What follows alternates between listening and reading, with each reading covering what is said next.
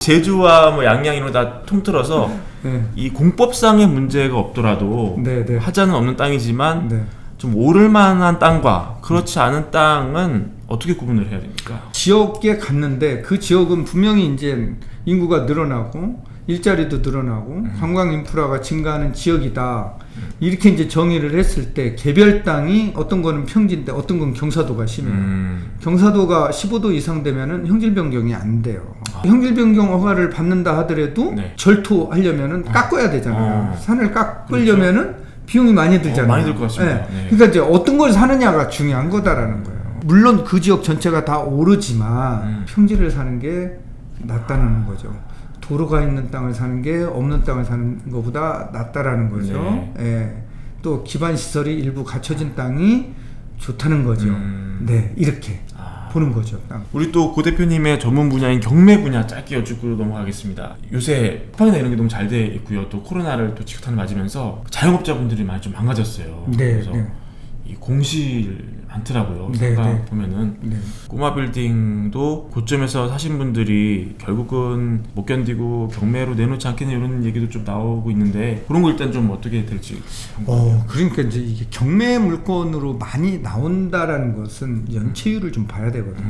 연체율. 우리가 대출은 계속 증가한다라고 네. 얘기했잖아요. 그러면은 총량이 증가하는 거는 우리 경제 규모가 커질수록 할 수 없이 증가하는 거예요. 네. 이걸 막을 수는 없는 거거든요. 근데 이거를 어떻게 관리하느냐인데 그게 연체율이거든요. 가계대출은 0.3% 정도. 낮은 거죠? 굉장히 낮은 네. 거죠.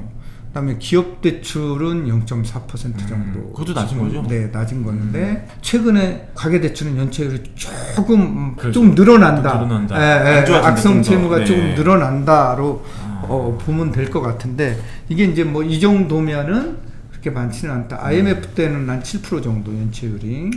예, 금융위기 때는 한 1.3% 정도 되니까 지금은 뭐 리스크 관리를 잘 하고 있는 거죠. 네. 그래서 보면은 이렇게 이제 금리가 저금리였을 때 작년 7월 이전하고 지금의 서울 지역 아파트 경매 물건 중심으로 보면은 아파트 경매 물건 2배가 늘었어요.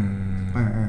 그리고 빌라나 이런 것들 보면은 이런 것들 빌라는 상당히 많이 늘어났어요. 좀 안 좋으니까 근데 요새. 이제 2배 정도 늘어난 상태에서는 지금 매물이 그렇게 많이 늘어나거나 그렇지는 않아요. 그래서 서울 지역 아파트 경매 물건이 약 200여 건 정도 지금 경매가 진행이 되고 있는데 이에 비해서 상업용 건물은 특히 공실이 많은 데가 있잖아요. 명동 같은 데 뭐 이런 데 많은 경매 물건이 안 나와요. 왜 그런 건가요? 버틴다는 거예요. 여러 개 되는 분들이 갖고 있는 네. 그래서 특히 이제 근린 상업용 건물에 이런 경매 물건으로 나오는 건수는 드물고요. 나오면 금방 또 경매로 팔려요. 그러면 앞으로 뭐 금리가 더 막 치솟을 가능성은 없잖아요, 사실은. 이 정도 유지된다고 볼 때 이 상용 부동산이 지금 사정이 좋지 않긴 하지만 경매로 막 물건이 쏟아질 그런 상황은 전혀 아니라고 봅니다. 전혀 아닌 것 같아요. 네. 고 대표님은 이 은행을 다니시면서 거기서 부동산 전문가가 되셔서 이렇게 이 부동산 쪽으로 이제 인사이트를 갖추게 되신 그런 케이스시잖아요. 나도 이제 롤 모델이 고준석이다. 이렇게 부동산 공부를 시작하는 20대가 있다면 뭐부터 스텝을 밟아가면 됩니까? 일단은 본인이 시간 투자를 조금 해야 될 것 같고요. 본인이 공부를 조금 해야 돼요. 그 공부라는 게 사실 되게 좀 너무 광범위해서. 네, 좀 저를 찾아오시면 좋을 것 같은데.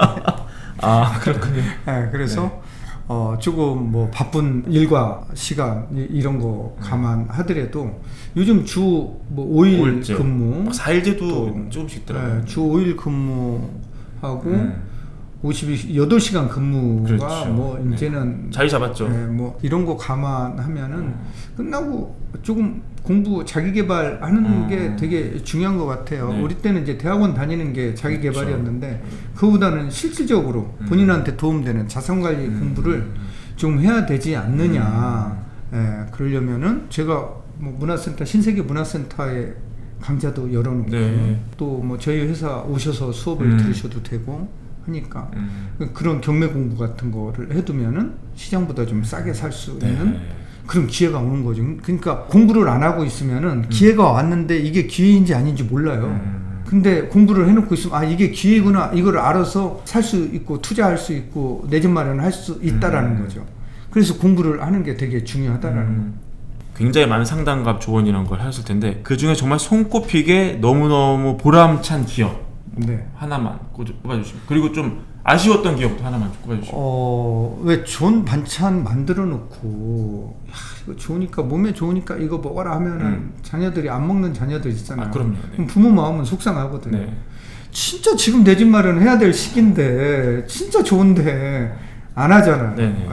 상담만 받고 안 하면은 그게 좀 가슴 아프죠. 그런 분들이 많이 있습니까? 많이 있죠. 제가 2008년도에 갤러리아 팰리스 지점장을 할 때 어느 분이 상담을 오셨어요. 잠실에 있는 걸 말씀하시는 네, 그렇죠. 상담을 오셨는데 지금 메이플 자이죠. 잠원동에 그 재건축 하고 있잖아요. 네.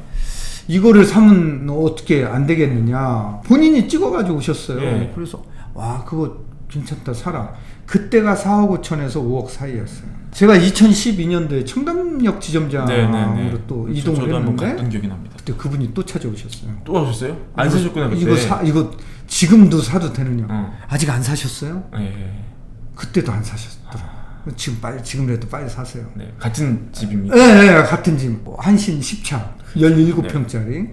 그때도 가격이 한 5, 6억 정도 이제 조금 올라서 많이 안 올랐을 때. 네, 많이 안 올랐을 때. 제가 거기에 있다가 2015년도에 16년도에 동부 이천동 지점장을 갔어요. 네. 그때 또 오셨더라고. 가게는 좀 부지런하게 가시네요. 말은 안 저를 잘 찾아. 그때도 안 사셨어요. 근데 이분이 그거를 영영 못 사셨어요. 근데 그때 5, 6억 주고 샀으면 됐는데 지금 가격이 20억이 넘어가잖아요. 그렇죠. 네, 20억이 넘어가잖아요. 그런 분들 보면은 안타까워요. 굉장히 안타깝고 그런데 실행을 빨리 하시는 분들이 있잖아요. 역대급으로 잘 된 분이 있습니까?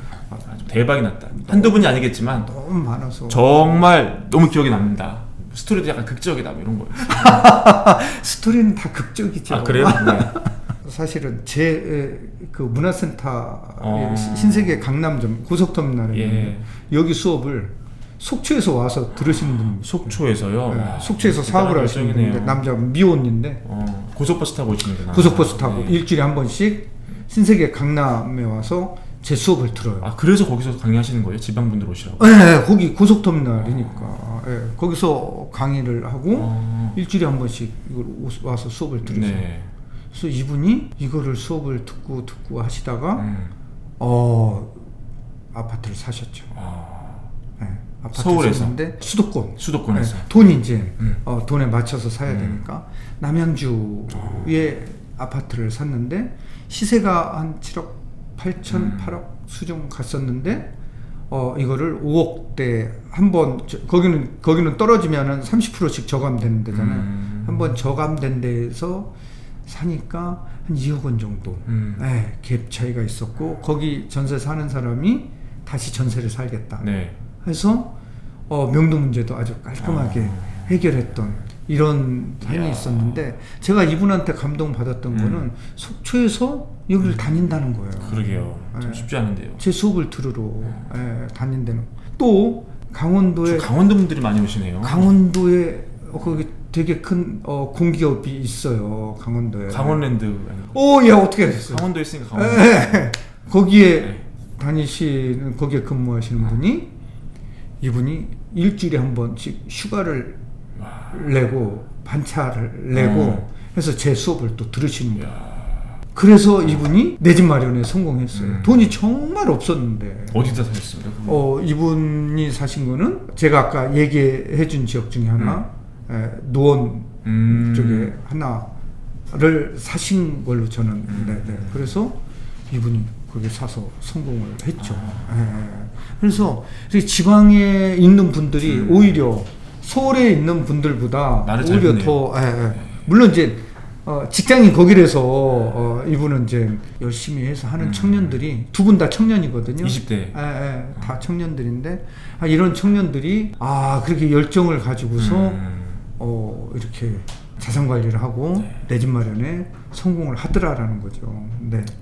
저는 그런 분들 보면은 뭐 이렇게 뭐 돈이 뭐 1억 정도 뭐 돈을 뭐 가격이 올랐다고는 하지만 사실은 몇억 원, 몇십억 원 번 분들보다 그분들이 더 지역에 많이 남는다라는 거죠. 그래서 오늘 고 대표님 모셔서 이렇게 네. 좋은 말씀들을 듣게 돼서 굉장히 의미 있는 시간이었고 앞으로도 매브리티 많이 좀 나와주시기를 간청드리겠습니다. 알겠습니다. 네. 네. 나와주셔서 감사합니다. 감사합니다. 네. 네. 잘 다녀오십시오. 네. 감사합니다. 네. 네.